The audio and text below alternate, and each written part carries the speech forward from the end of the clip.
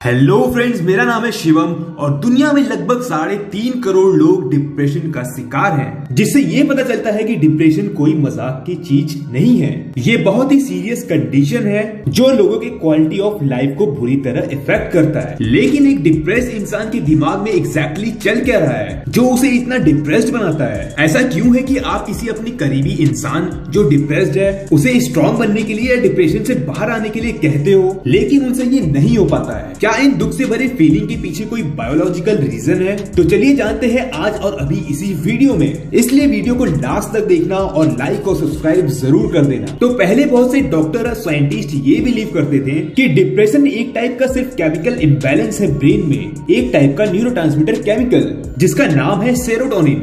इसकी अक्सर डिप्रेस्ड लोगों के ब्रेन में कमी पाई जाती थी। ये केमिकल बहुत इंपॉर्टेंट है हमारे लिए और इसे फील गुड केमिकल कहा जाता है क्योंकि ये हमें अच्छा और खुश फील कराता है। तो इस केमिकल की मात्रा ब्रेन में बढ़ाने के लिए doctors anti depression tablets prescribe करते थे जो कि डिप्रेशन को कुछ हद तक ठीक करता था। तो इससे ये पता चलता था कि डिप्रेशन में कुछ केमिकल का हाथ तो जरूर है, बट ये बात इतनी भी सीधी नहीं थी। रिसर्चर्स में पाया गया कि और भी दिमाग में कुछ डीप प्रॉब्लम्स हैं जो कि बार बार एक इंसान को डिप्रेस्ड बनाते हैं। तो सवाल ये है कि प्रॉब्लम्स क्या है और इनसे हम कैसे छुटकारा पा सकते हैं। कुछ क्लिनिकली डिप्रेस्ड लोगों के ब्रेन स्कैन ने ये दिखाया कि उनके ब्रेन के कुछ हिस्सों में सेल्स यानी कि कोशिकाओं के ग्रोथ और कनेक्शंस में प्रॉब्लम थे। उनका हिप्पोकैम्पस जो एक हिस्सा है जो ब्रेन में यादें और जज्बातों को कंट्रोल करता है, वो बाकी लोगों के ब्रेन से बहुत छोटा था। और भी कुछ हिस्सों में ये सेल्स का ग्रोथ स्लो हो जाना देखा गया और इसके पीछे मेन रीजन था स्ट्रेस। तो इससे ये पता चला कि डिप्रेशन का कारण सिर्फ कुछ केमिकल का इम्बैलेंस नहीं है,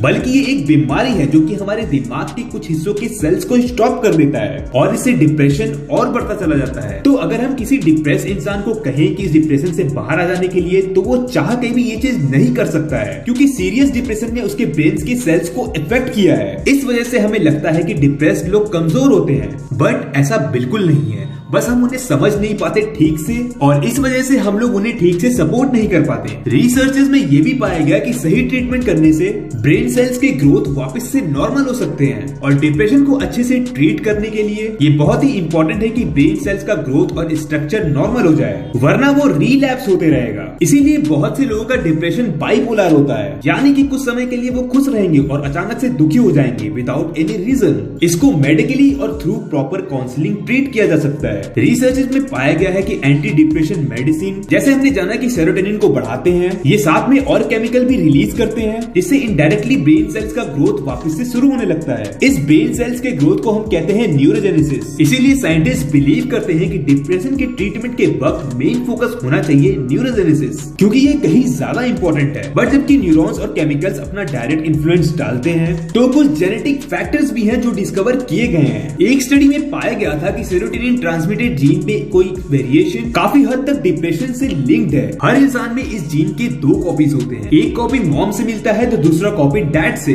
और ये जीन या तो शॉर्ट हो सकता है या तो लॉन्ग। तो स्टडी में 800 पार्टिसिपेंट थे जिन्हें ट्रैक किया गया था 5 सालों के लिए डेटा निकालने के लिए, और रिसर्च में ये पाया गया कि 33% लोग जिनके पास एक शॉर्ट कॉपी और एक लॉन्ग कॉपी था इस जीन का, वो लाइफ के स्ट्रेसफुल घटनाओं के बाद डिप्रेस्ड हो जाते थे, और जिन लोगों के पास 2 शॉर्ट कॉपीज थे वो और भी ज्यादा डिप्रेस्ड हो जाते थे। और दूसरी तरफ जो लोगों के पास 2 लॉन्ग कॉपीज थे इस जीन के, वो बहुत बेटर हैंडल कर पाते थे लाइफ के स्ट्रेसफुल घटनाओं को। और भी कुछ जीन डिस्कवर्ड किए गए हैं जिनके कनेक्शन डिप्रेशन से पाए गए हैं, और इस वजह से डिप्रेशन हेरिडिटरी है और फैमिलीज में रन करता है। ट्विन्स पे किए गए स्टडीज ये बताते हैं कि अगर एक ट्विन को बाइपोलर डिसऑर्डर है तो दूसरे को भी वही डिप्रेशन होने का चांस 60 to 80% होता है, जो कि ये बताता है कि जीन्स भी इसके लिए काफी हद तक रिस्पॉन्सिबल है। इन सब चीजों से हमें ये पता चलता है कि डिप्रेशन सिर्फ एक साइकोलॉजिकल कंडीशन नहीं है, बल्कि इसकी फिजिकल इम्प्लीकेशंस भी हैं और कुछ जीन्स भी इसके लिए रिस्पॉन्सिबल होते हैं। तो ये सब सुन के अगर हम किसी इंसान को जानते हैं जो डिप्रेशन से सफर कर रहा है, तो हमें उनको और समझाने की कोशिश करनी चाहिए और प्रॉपर मेडिकल इंटेंशन देना चाहिए। हमें उन्हें कमजोर फील कराने की जगह इंकरेजमेंट देना चाहिए, क्योंकि ये इतना आसान नहीं होता है कि हम सिर्फ उन्हें डिप्रेशन से बाहर आ जाने के लिए कहें और वो